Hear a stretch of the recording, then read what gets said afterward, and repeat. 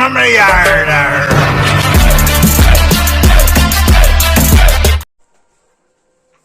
Evening students, स्वागत है आपका उत्कर्ष क्लासेज में और मैं हूं अशोक सर। बच्चों, आज के इस लाइव सेशन में मैं आपके लिए लाया हूं संस्कृत के अवतरण को बनाने के कुछ खास टेक्निक। इस पर हम लोग फोकस करेंगे कि कैसे कम समय में जो अवतरण वाले प्रश्न होते हैं, पैसेज, अनसीन पैसेज को हम लोग कैसे बनाएं। जिन बच्चों के पास जानकारी समझ बेहतर होती है वे पढ़ करके समझ करके कर लेते हैं, लेकिन जिनके पास संस्कृत भाषा की जानकारी कम है वे भी बच्चे मेरे इस खास टेक्निक के जरिए कम समय में प्रश्नों का उत्तर देने में समर्थ हो पाएंगे। तो आज के इस क्लासेज में मैं चर्चा करूंगा 9 दिसंबर 2018 के इस प्रश्न पत्र के साथ। 9 दिसंबर 2018 में भाषा 1 की चर्चा अनसीन पैसेज का मैं कर रहा हूं, जिसमें क्वेश्चन 91 से लेकर के 120 तक है। प्रश्न संख्या 91 की चर्चा करूंगा। इसमें देखें, वृक्षे का प्रति वसति अस्मः। इसका मीनिंग आप समझे या नहीं समझे उससे कोई मतलब नहीं है, केवल यहां समझना है कि प्रश्न कौन पूछ रहा है। तो प्रश्न पूछने का काम का कर रहा है, किम शब्द रूप ध्यान में होना चाहिए। तो प्रश्न पूछने का काम का कर रहा है और इस का के बाद में कौन सी शब्दावली है, तो प्रतिवसति अस्मः। तो हम यहां ध्यान देंगे कि प्रश्न पूछने का काम का कर रहा है और इसके बाद की शब्दावली प्रतिवसति अस्मः है। अब हम पैसेज पर ध्यान देंगे। पैसेज में ध्यान से देखेंगे, पूरा एकस्मिन वृक्षे एका चटका प्रतिवसति अस्मः। वृक्षे एका चटका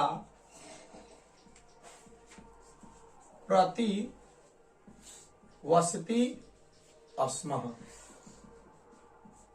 अगर इन चीजों को देखेंगे, इनको इस पर पेस्ट करेंगे तो वृक्ष से वृक्ष ढक जाएगा, प्रतिवसति से प्रतिवसति ढक जाएगा और अस्मः से अस्मः ढक जाएगा। इनका जो आंसर हम ढूंढने का प्रयास कर रहे हैं वो पेस्टिंग मेथड से कर रहे हैं। यानी यदि इन चीजों को उस पर पेस्ट करेंगे तो सबसे सब ढक जाएंगे और केवल का से चटका नहीं ढक पाएगा। जब हम प्रतिवसति से पहले प्रश्न पूछ रहे हैं तो इस प्रतिवसति से पहले हम उत्तर देने का प्रयास करेंगे। आशा करते हैं कि इन चीजों को आप समझे होंगे। ये चीज आपको और बेहतर समझ में आएगा जब आप किम शब्द रूप, किम का कम से कम पुल्लिंग याद जरूर कर ले, और कोई याद करे या नहीं करे। सप्तम वर्ग की कक्षा में रुचिरा में ये चीज मिल जाएगी आसानी पूर्वक। अब अगला क्वेश्चन देखेंगे। क्वेश्चन का मीनिंग आपको पता हो या नहीं हो, इन खास टेक्निक के जरिए आप इन प्रश्नों का उत्तर काफी बेहतर ढंग से सही रूप में दे सकेंगे। कोई भी बच्चे पूरा पैसेज कभी भी ना पढ़े, इसका भी खास ख्याल रखें। गजः सखाम केन अत्रोट्यत। गजः सखाम केन अत्रोट्यत।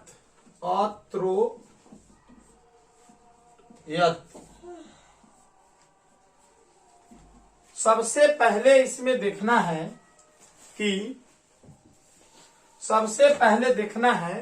कि प्रश्न पूछने का काम कौन किया। तो प्रश्न पूछने का काम केन किया।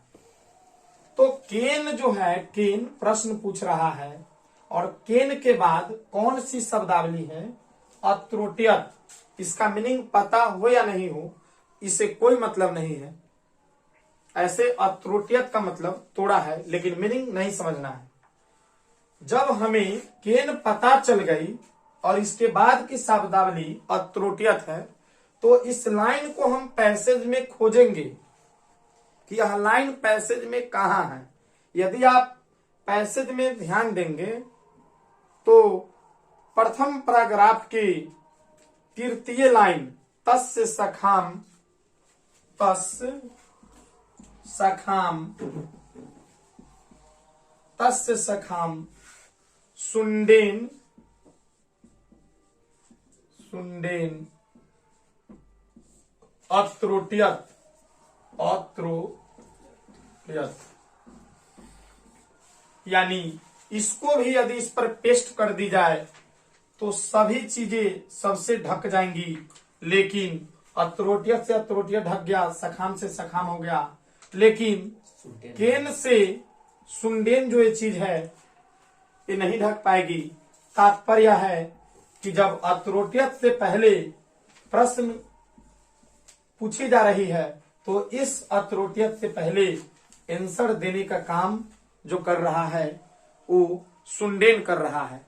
दूसरी चीज, जिन बालकों को नहीं समझ में आ रहा उनके लिए कि प्रश्न जिस रूप में पूछा जाता है उत्तर भी उसी रूप में पाई जाती है, यानी कर्ता जिस वचन के जिस पुरुष का होगा उत्तर देते समय क्रिया उसी वचन के उसी पुरुष के उसी रूप में होगी। यहाँ पर केन है तो यहाँ क्या होगा, सुंडेन होगा।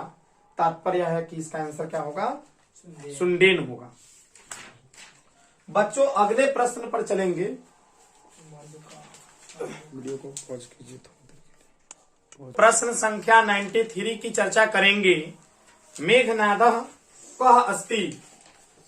शुरुआती दौर में आप लिख करके बनाए, समझ करके बनाए कि क्वेश्चन में यह ध्यान रखना है कि क्वेश्चन में प्रश्न कौन पूछ रहा है।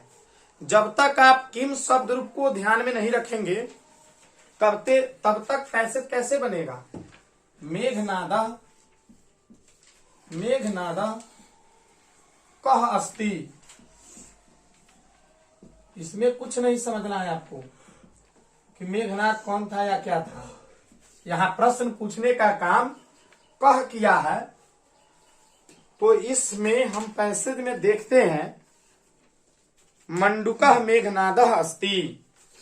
मंडूकः, मंडूकः मेघनादः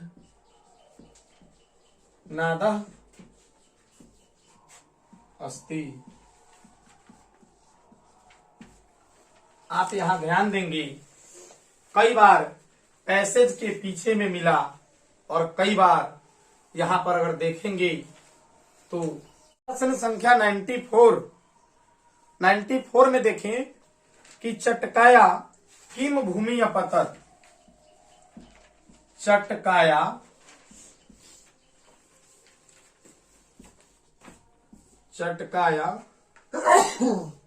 किम भूमि अपतत। इसका मीनिंग नहीं समझना है। मीनिंग अगर समझेंगे तो लेट लगेगा, अगर समझ में आ रही है तो ज्यादा सही है, नहीं समझ में आ रही तो कोई बात नहीं है। किम का मतलब क्या, और यही प्रश्न पूछा कि माने क्या। इसके बाद जो है भूमि अपतत है, तो हम पैसेज में खोजेंगे भूमि अपतत, और यह पैसेज के प्रथम, ये पैसेज के देखेंगे भूमि अपतत जो है फर्स्ट पैराग्राफ की तीसरे लाइन में है। चटकाया निडम, चटकाया निडम भूमि अपतत, भूमि अपतत। बच्चों ध्यान दें, चटकाया है तो चटकाया पेस्ट करेंगे तो ढक जाएगा, भूमि अपतत ढक जाएगा, और अपतत से अपतत, यानी पेस्ट करने के बाद ये सारी चीजें एक दूसरे के ऊपर ढक जाएगी, लेकिन किम के एवज में निडम नहीं ढक पाएगा। दूसरे शब्दों में कि किम के बाद भूमि अपतत है और यानी हमारा जो भूमि अपतत से पहले प्रश्न पूछा जा रहा है, तो यहाँ पर भूमि अपतत से पहले उत्तर दिया जाएगा। संस्कृत विषय की एक खास विशेषता है कि जो चीज जहां पर होगा उसकी आंसर वहीं पर अंतर्निहित होगी। तो हम लोग 94 नंबर क्वेश्चन में देखोगे ये कंप्लीट हो चुकी हैं।